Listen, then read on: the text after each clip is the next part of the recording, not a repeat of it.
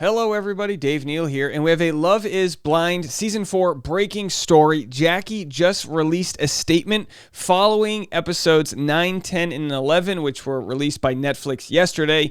She's getting lit up on her social medias for the way she acted because the show made her out to be a cheater. We're going to get into what she has to say at the live reunion. If there's any questions left over, we'll probably get to those then. But in the meantime, do me a favor, subscribe to the channel for all these updates. Plus, follow me on Instagram at DNeals, patreon.com/Dave Neal for behind-the-scenes bonus content, extra stand-up comedy clips, and a bunch of other private live streams, and Bachelor Rush Hour, the afternoon podcast every afternoon, bachelorrushhour.com, all of your entertainment news. All right, don't watch this video any farther if you haven't watched episodes 9, 10, and 11. You got to go check that out first because what I'm about to share with you is a spoiler for what goes down in episodes 9, 10, 11. Of course, next week we'll get our final weddings episode. At this point, spoiler, it looks like Jackie's done with the show. It looks like she's done with the show. And of course, if you want other content within within Love is Blind,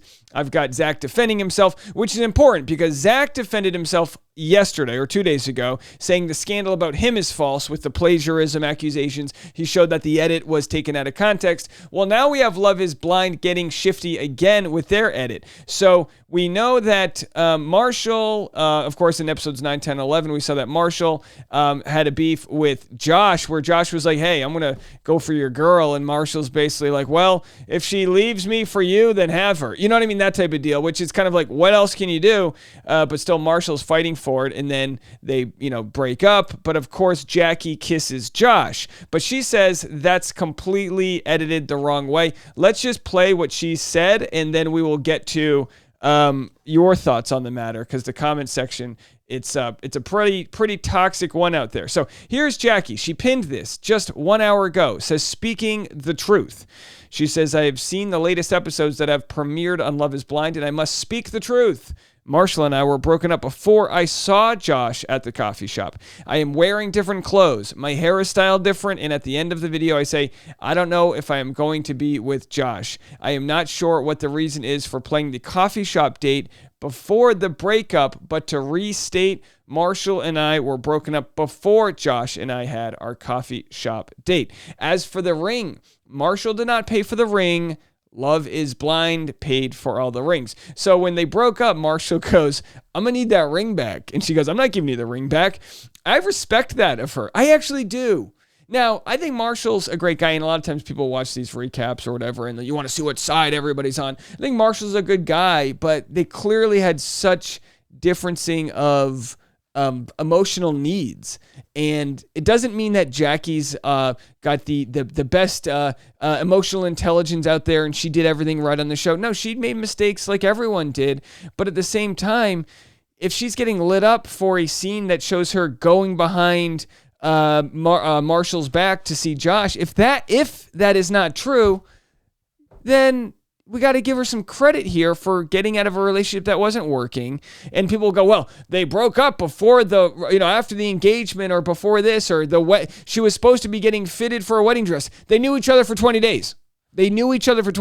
We cannot treat these types of shows like real life. Okay? They were a couple dates in. She thought she liked Marshall. The guy she fell in love with wasn't the guy she actually needed. Just like Marshall said, the woman that he fell in love with in the pods isn't the woman that he ended up seeing there. And they went their separate ways. Okay? So some of the compliments says Marshall is a gentleman, and you are not ready for that. It's like, okay. And so anyway, someone said, you're not making yourself look any better with these explanations. Just save it for the reunion. I completely disagree. I love that she's taking to the fight to say, look, hate me for what you want, but don't hate me extra because this isn't what actually went down. Jacquelina then says, the used audio from me and Josh at the coffee shop where I said, I just saw Josh, I just left him. That was said in my one-on-one interview after the date with Josh. Guys, you know what I mean? We got to do better with understanding that what we see and hear and on an edited TV show isn't what actually went down. Now, you guys know I cover Bachelor, and on Bachelor, you can't discuss the edit. It's in your contract that if you discuss the edit, you'll get sued. Blake Horstman discussed the edit, and he just lost a $175,000 lawsuit with Bachelor producers. I don't know the contracts that Love is Blind has, but I do find it interesting that they are immediately calling bullshit when the edit is not what you might think it would be. So that's not the only time she's kind of called things out. So she screen grabbed this just a week ago. Someone said, there was an article written about her, and she commented, making sure my family is good before I'm good. My father at the time was fighting stage 2 head and neck cancer, had a feeding tube in his stomach, had the back of his tongue removed, had 11 cancerous lymph nodes removed from his neck before I filmed the show. I come home every weekend to make sure I pay his bills, clean the house, and make sure my father and mother are good. I felt guilty being happy and enjoying my time in Mexico because my family deserves time away.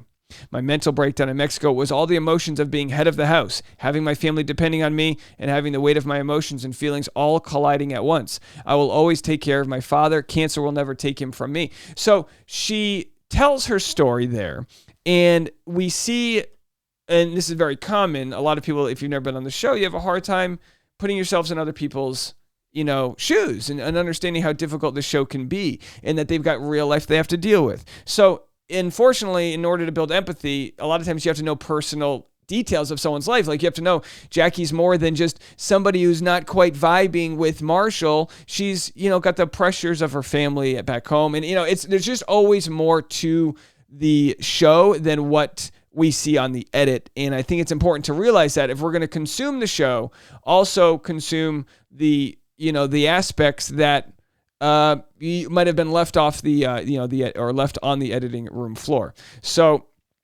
I had a video, and let me see if I can find it. Everyone has haters. Mine just happened to be public, says Jackie.